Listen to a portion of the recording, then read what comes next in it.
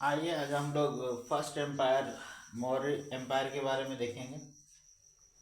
देखिए, मौर्य एम्पायर एक ऐसा एम्पायर था जो कि पूरे इंडिया सब कॉन्टिनेंट यानी पूरे भारतीय उपमहाद्वीप में फैल गया था। अगर हम साउथ के कुछ स्टेट को छोड़ दें, चोल, पांड्य और इन सब राज्यों को छोड़ दें, तो पूरे भारतवर्ष में आपके मौर्यन एम्पायर थे। अगर हम मौर्यन एम्पायर का अब देखें कि कैसा ओरिजिनेशन हुआ, तो सबसे पहले हम ये देखते हैं कि जो सिकंदर था, जिसे हम लोग इंग्लिश में अलेक्जेंडर कहते हैं, अलेक्जेंडर द ग्रेट ने इंडिया पे 326 बीसी में अटैक किया और ये लगभग ब्यास नदी के किनारे तक पहुंच गया था। आपने किंग पोरस के बारे में सुना होगा, राजा पोरस के बारे में, कि राजा पोरस और अलेक्जेंडर के मध्य लड़ाई हुई और फिर इसके बाद दोनों में संधि हो जाती है। तो इसके बाद से ही अलेक्जेंडर जो था वो भारत से काफ़ी ज़्यादा, एक तरह से उसकी सेना जो थी वो काफ़ी भयभीत हो गई और अपनी सेना में हुए विद्रोह के कारण उसे लौटना पड़ा। और लौटने के ही रास्ते में वो बेबीलोन नामक शहर में 323 बीसीई में उसकी मृत्यु हो जाती है। और उसकी मृत्यु के बाद ही भारत के जो सबसे महाशक्तिशाली महाजनपद मगध महाजनपद में, जिस समय नंद वंश का शासन था, वहां पे एक थोड़ा सा रिवॉल्ट होता है और उस विद्रोह के पीछे चाणक्य का सबसे बड़ा हाथ होता है। और चाणक्य जो है वो चंद्रगुप्त की सहायता करते हैं और चंद्रगुप्त मौर्य जो है वो मगध पर अपना एक कब्जा बना लेते हैं, एक आधिपत्य बना लेते हैं। और इस तरह से चंद्रगुप्त मौर्य जो है वह हमारे फर्स्ट रूलर होते हैं मौर्य एम्पायर के। और इन सब में चाणक्य, कौटिल्य या विष्णुगुप्त का बहुत बड़ा हाथ रहता है कि चंद्रगुप्त मौर्य को इस्टेब्लिश करने के लिए। और चंद्रगुप्त इस्टेब्लिश होने के बाद से ही अपने एम्पायर को बढ़ाते हैं और अपने एम्पायर को बढ़ाते हुए ये अलेक्जेंडर द ग्रेट के कमांडर जो सेल्यूकस जो थे, जो कि आपके एक तरह से इंचार्ज बन जाते हैं। ये जितने भी अलेक्जेंडर ने जीते हुए इलाके थे जो कि आजकल पाकिस्तान में है, वो सारे इलाके जो है वो धीरे धीरे चंद्रगुप्त मौर्य ने उन्हें हरा कर एक तरह से उनके ऊपर अपना कंट्रोल स्थापित कर लिया और सेल्यूकस को एक संधि यानी ट्रीटी बनाने के लिए विवश कर दिया। और जैसे कि हम लोग जानते हैं कि चंद्रगुप्त मौर्य के और चाणक्य के कूटनीति के फलस्वरूप सेल्यूकस ने अपनी बेटी हेलेना का विवाह चंद्रगुप्त मौर्य के साथ कर दिया। और इस प्रकार से ग्रीक यानी यूनान और इंडियन एम्पायर में, स्पेशली मौर्यन एम्पायर में एक प्रकार से मित्रता हो जाती है।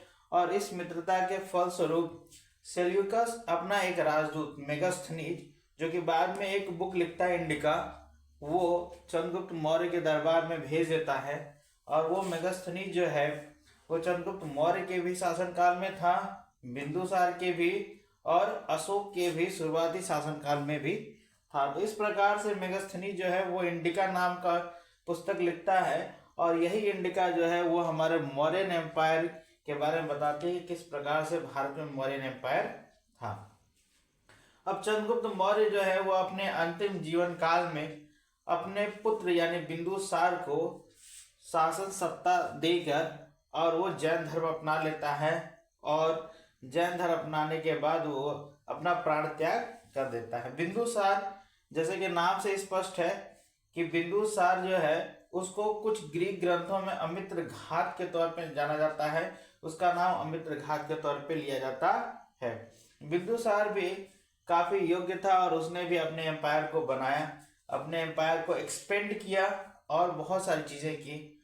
और बिंदुसार के बाद बिंदुसार का एक लड़का था अशोक, और अशोक जो है वो काफी एक प्रकार से पराक्रमी था और उसके बारे में ये कहा जाता था कि वो युद्ध कौशल में इतना निपुण था कि उसने कभी भी अपने जीवन काल में कोई भी युद्ध नहीं हारा।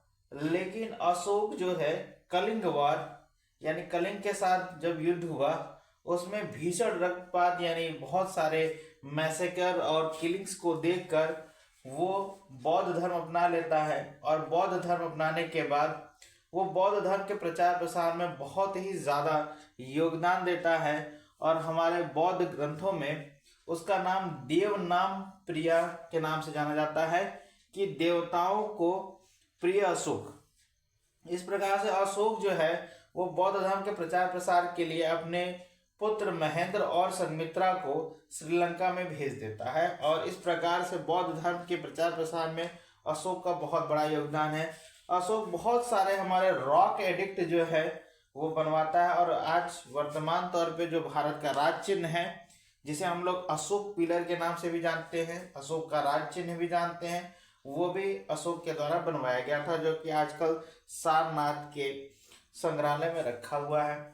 फिर अगर हम बात करें अशोक के बाद से बहुत सारे जो हमारे रूलर थे, मौर्य डायनेस्टी जो थी वो धीरे धीरे कमजोर हो गई, और जो हमारा मौर्य एम्पायर का लास्ट रूलर है बृहद्रथ, बृहद्रथ की हत्या जो थी वो उसके सेनापति पुष्यमित्र शुंग के द्वारा कर दी गई थी, और इस प्रकार से बृहद्रथ के बाद से ही मौर्य एम्पायर समाप्त हो जाता है और शुंग डायनेस्टी बनती है।